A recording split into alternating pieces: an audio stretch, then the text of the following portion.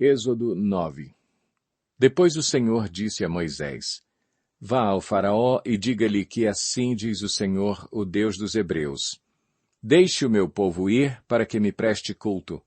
Se você ainda não quiser deixá-lo ir e continuar a impedi-lo, saiba que a mão do Senhor trará uma praga terrível sobre os rebanhos do Faraó que estão nos campos, os cavalos, os jumentos, os camelos, os bois e as ovelhas. Mas o Senhor fará distinção entre os rebanhos de Israel e os do Egito. Nenhum animal dos israelitas morrerá.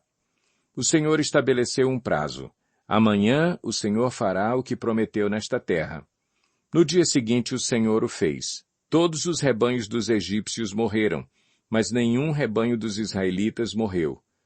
O Faraó mandou verificar e constatou que nenhum animal dos israelitas havia morrido. Mesmo assim, seu coração continuou obstinado e não deixou o povo ir. Disse mais o Senhor a Moisés e a Arão: Tirem um punhado de cinza de uma fornalha, e Moisés a espalhará no ar diante do Faraó. Ela se tornará como um pó fino sobre toda a terra do Egito, e feridas purulentas surgirão nos homens e nos animais em todo o Egito. Eles tiraram cinza de uma fornalha e se puseram diante do Faraó. Moisés a espalhou pelo ar, e feridas purulentas começaram a estourar nos homens e nos animais. Nem os magos podiam manter-se diante de Moisés porque ficaram cobertos de feridas, como os demais egípcios. Mas o Senhor endureceu o coração do Faraó, e ele se recusou a atender Moisés e Arão, conforme o Senhor tinha dito a Moisés.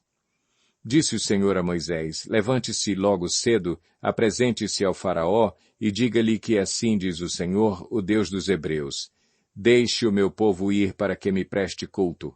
Caso contrário, mandarei desta vez todas as minhas pragas contra você, contra os seus conselheiros e contra o seu povo, para que você saiba que em toda a terra não há ninguém como eu.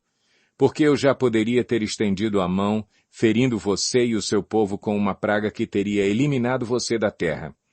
Mas eu o mantive em pé exatamente com este propósito: mostrar-lhe o meu poder e fazer que o meu nome seja proclamado em toda a terra. Contudo, você ainda insiste em colocar-se contra o meu povo e não o deixa ir. Amanhã, a esta hora, enviarei a pior tempestade de granizo que já caiu sobre o Egito, desde o dia da sua fundação até hoje. Agora mande recolher os seus rebanhos e tudo o que você tem nos campos. Todos os homens e animais que estiverem nos campos, que não tiverem sido abrigados, serão atingidos pelo granizo e morrerão. Os conselheiros do Faraó, que temiam a palavra do Senhor, apressaram-se em recolher aos abrigos os seus rebanhos e os seus escravos. Mas os que não se importaram com a palavra do Senhor deixaram seus escravos e os seus rebanhos no campo. Então o Senhor disse a Moisés: Estenda a mão para o céu e cairá granizo sobre toda a terra do Egito, sobre homens, sobre animais e sobre toda a vegetação do Egito.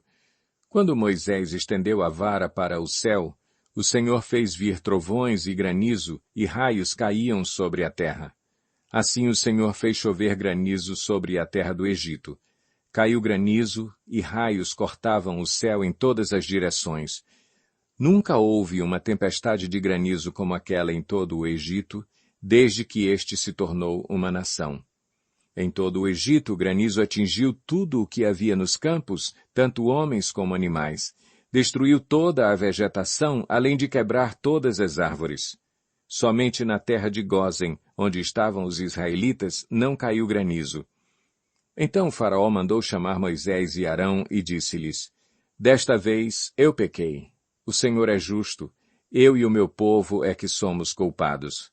Orem ao Senhor. Os trovões de Deus e o granizo já são demais. Eu os deixarei ir. Não precisam mais ficar aqui.